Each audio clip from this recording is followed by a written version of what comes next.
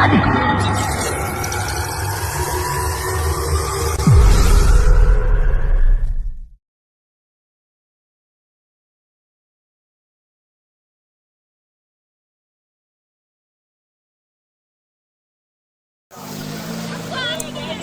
এখন চলে এসেছি খাজুটি গ্রামে। এখানে রাস্তার উপরে একটি রাধাশ্যাম মহামায়া মন্দির আছে।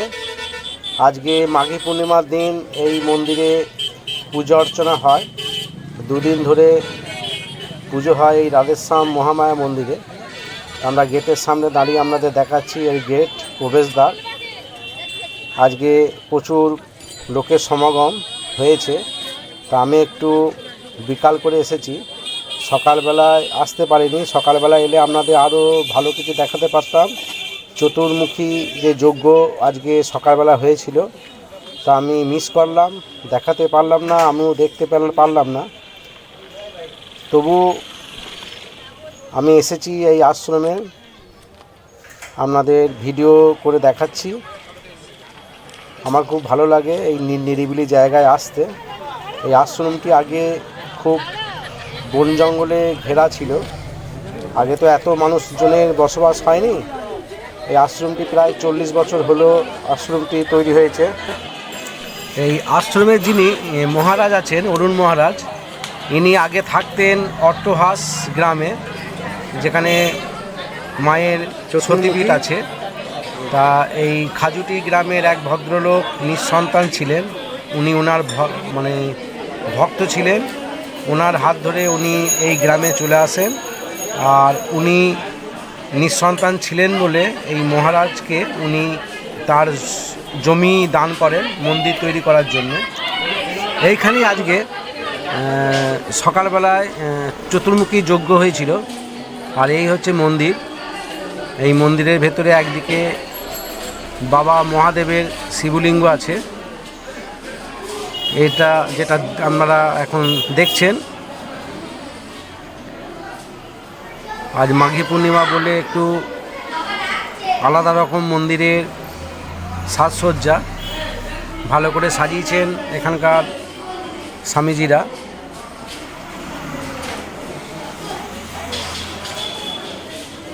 এই মাঝখানে আছেন রাধাকৃষ্ণ, ওপরে নিচে মা কালী ঠাকুর।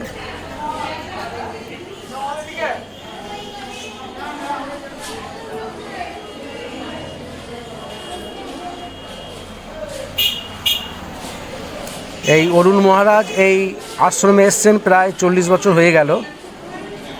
ওনার গুরুদেব ছিলেন সনদ মহারাজ। এই পাশে যেটা দেখছেন দুর্গা ঠাকুর মহামায়া।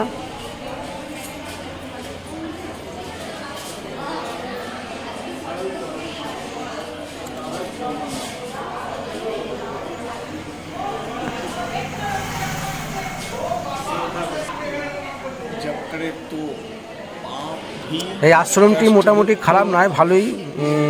আপনার বড় নির্জন জায়গা। আজকে প্রচুর লোকের সমাগমও হয়েছিল। প্রায় আমরা যেটুকুনি এখানে জেনে জানতে পারলাম, প্রায় 1010 ভক্ত এখানে প্রসাদ গ্রহণ করলেন। তা আমরা একটু বিকালবেলাতে এসছি, ভিড় কম, তবু এখনও অনেক ভক্ত প্রসাদ খাচ্ছেন, আমরাও খেলাম। এই হচ্ছে আপনার যে খিচুড়ি তৈরি হয়েছিল তার চৌবাচ্চা। এখনও রাতের খাবারের জোগাড় চলছে। আজকে এখানে লীলা কীর্তন হবে। তো আমাদের বলছিলেন কীর্তন শোনার জন্যে, তবু রাত হয়ে গিয়েছে। আমরা রাত হয়ে যাবে, তো আমরা ওখানে থাকবো না, নাহলে আপনাদেরও শোনাতে পারতাম লীলা কীর্তন। এই জায়গাগুলিতে সব আজকে ভক্তরা বসে প্রসাদ খেয়েছেন। এই বিশাল জায়গায় 1010 ভক্তের আজকে প্রসাদের ব্যবস্থা করা হয়েছিল এই মন্দির চত্বরে। তো আমরাও একটু মায়ের প্রসাদ খেতে বসলাম। অমৃত স্বাদ খিচুড়ি, বাঁধাকপির তরকারি, 5 রকম সবজি দিয়ে একটি টক, পায়েস। তৃপ্তি করে খাওয়ার পর আমরা মন্দির চত্বর ঘুরতে শুরু করেছি। প্রতি মাঘী পূর্ণিমায় এরকম অনুষ্ঠান হয়। আপনারাও যদি সামনেবার আসতে চান এই মন্দিরে চলে আসবেন। কাটোয়া থেকে 5 ঘোড়া যে মোড় আছে, মোড় থেকে চলে আসবেন খাজুটি গ্রামের কাছে। বাঁ দিকে পড়বে আপনার এই রাধাশ্যাম মহামায়া মন্দির। এখানে একটি পঞ্চবটী মানে পঞ্চমুণ্ডু যে আসন আছে, এখানকার যে গুরুদেব ছিলেন সনদ মহারাজ, উনি এই পঞ্চমুণ্ডী আসনে বসে সিদ্ধি লাভ করতেন। এই সামনে যেটা দেখতে পাচ্ছেন যে সিংহাসনটি চাপানো আছে, এইটাই হচ্ছে পঞ্চমুণ্ডী আসন। যাতে কেউ অন্যরা না বসতে পারে ওই জন্যে এই পঞ্চমুণ্ডী আসনের ওপর এই রাধা নিমাই গৌরাঙ্গের ছবি রেখে সিংহাসন বসিয়ে রেখেছেন এখানকার স্বামীজিরা।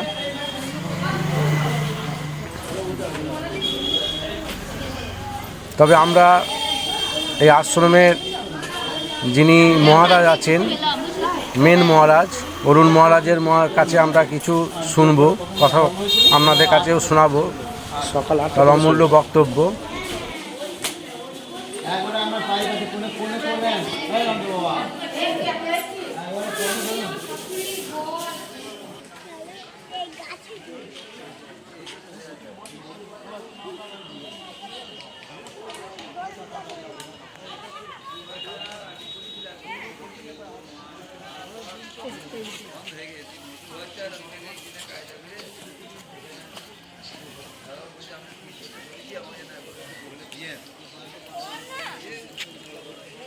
আপনি আশ্রম সম্পর্কে 2-4 কথা একটু বলুন।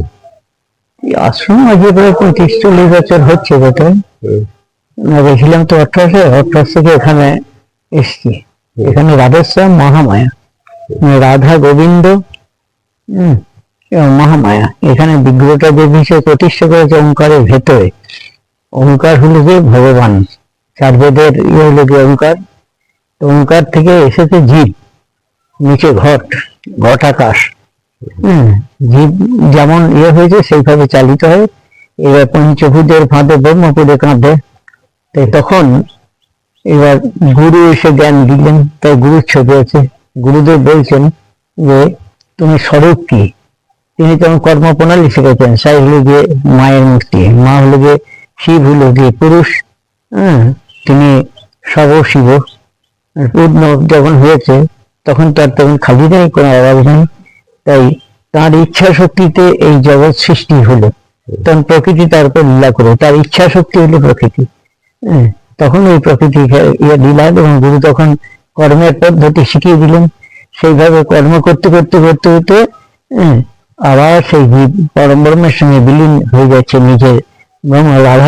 রাধা কৃষ্ণ 2 একই স্বরূপ, লীলারস আস্বাদিতে ধরে 2 রূপ।